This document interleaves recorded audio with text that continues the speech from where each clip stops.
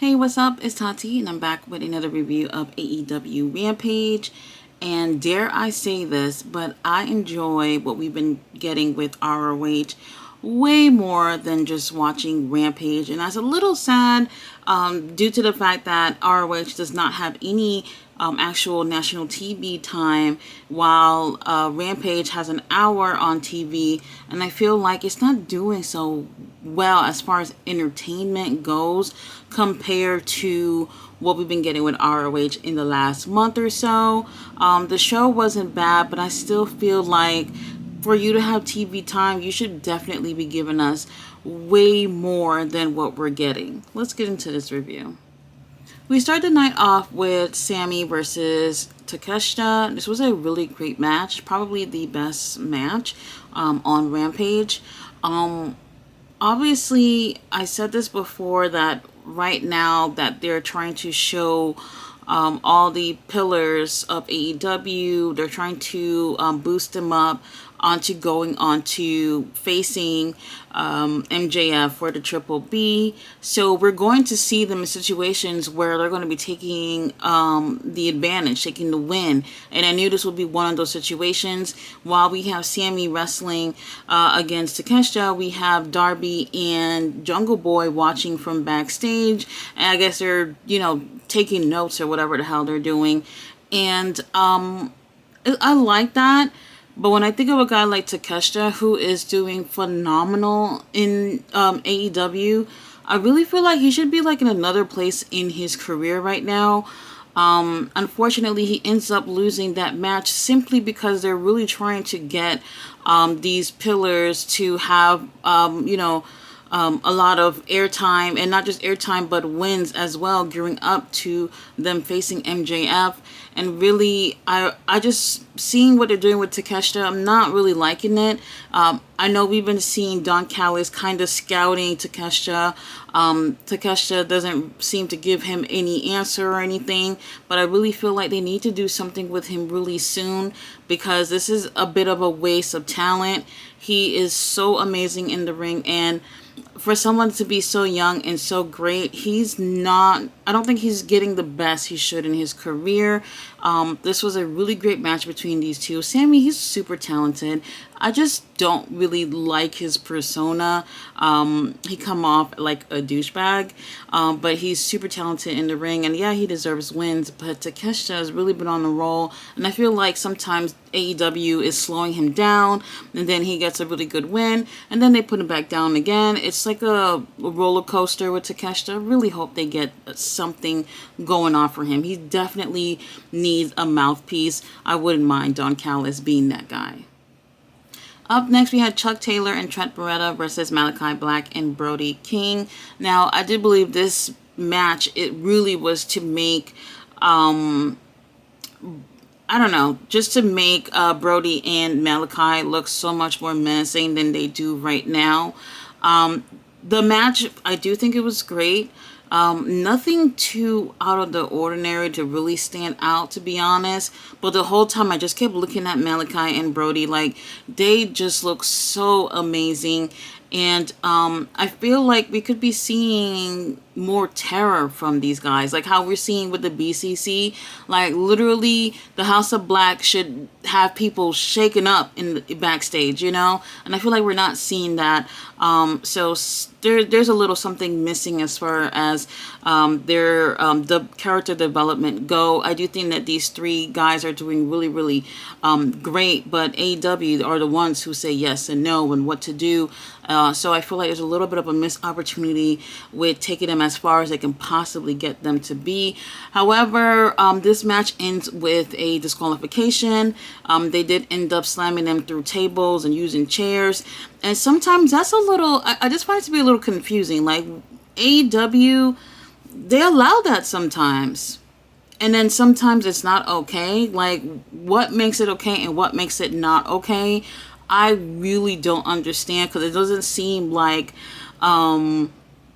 they really made up their mind. They just pretty much ended this with disqualification because that's how they wanted it to end. But does it really makes sense, like on a consistent basis, for you to have DQ sometimes and sometimes you don't. I really don't get that. But either way, it ends with disqualification.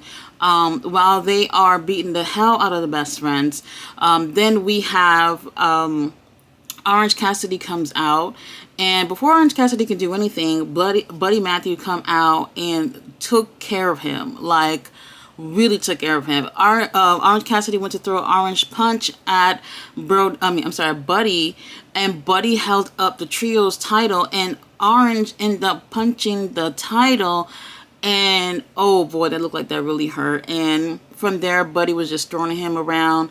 And I really like how great the House of Black is looking. But damn, they could be so much more right now. So now these two teams got a match on Dynamite. So we have the Best Friends with Orange Cassidy versus the House of Black. I don't like that. Orange Cassidy, you need to be defending the international title. I don't want to see you in any other match, especially when they don't have things established for this title. You either have them defend it or get rid of it. I am so annoyed with this.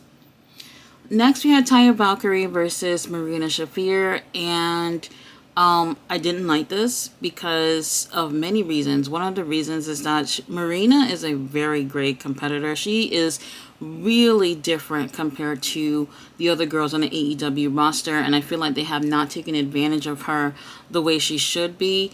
I saw her on Bloodsport the other day, and she did a tremendous job. She is pretty much the same, but she seems different. Like it's more like she's in a better atmosphere for herself. I'm not sure if I'm explaining that right.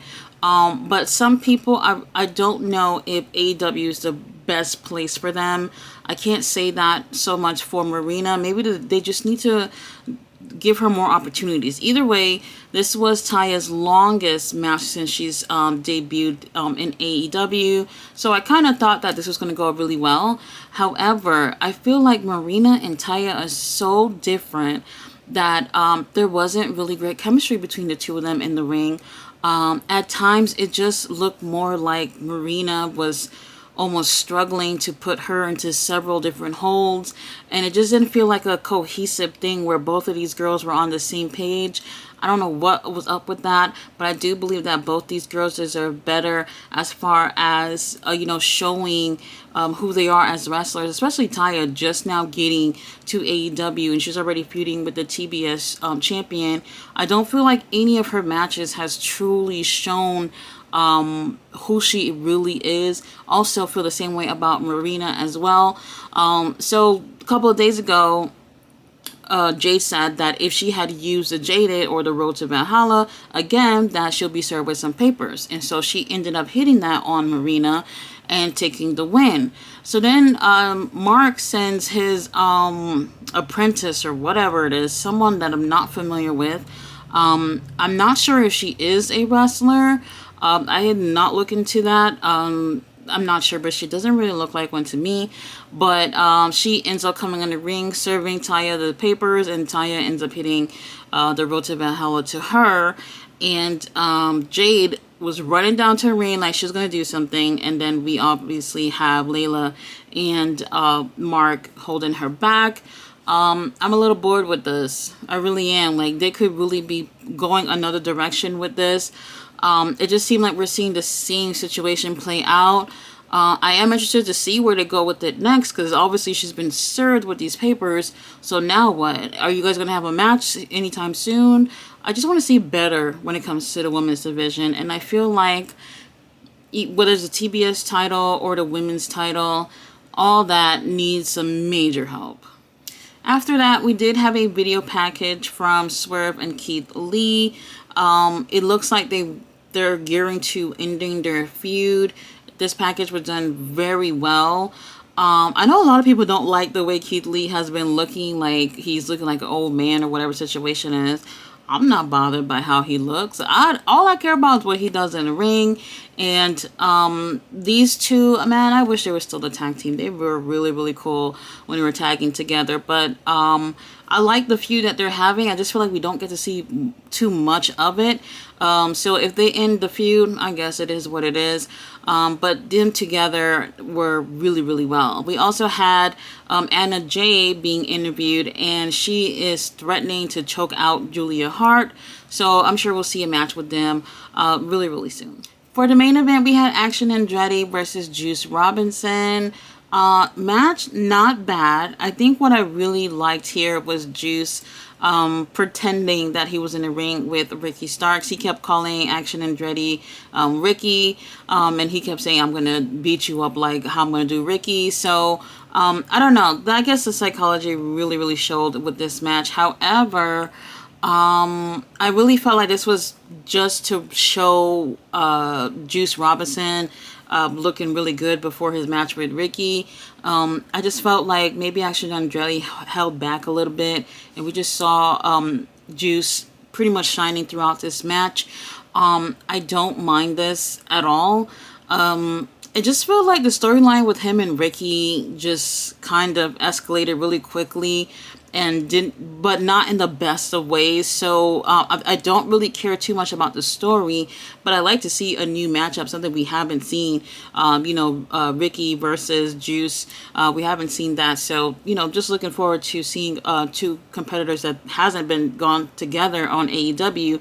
Handling out things in the ring. Just don't care too much for the storyline. Now the match, it's not a typical main event match compared to what we've seen with AEW as of late. It just felt like something that could have been like in the beginning of the show as well. But I do think here this was a really great match for Juice coming into going against Ricky. Now I do think Ricky will end up winning that match. And for some reason, the storyline won't be over between those two. When it should be, honestly. Juice does take the win via pinfall. And honestly, man, I really am disappointed. I'm not expecting the most spectacular show, especially on a Friday night with Rampage. But I do feel like ROH has been really grabbing my attention. And I don't like to compare shows, but I would rather be watching that over Rampage, which is what I did. I was watching the Supercard of Honor pay-per-view over watching Rampage, and I really felt like once I got a chance to watch Rampage that I didn't really miss anything worth watching. So, I don't know. AEW, get it together. You guys are working really hard with ROH, and I do appreciate that. But don't forget your bigger brand, AEW. Y'all can't just be slacking off with that. It definitely needs some help in a lot of areas. Guys, thanks so much for watching my review. I'll be back with my review for WrestleMania.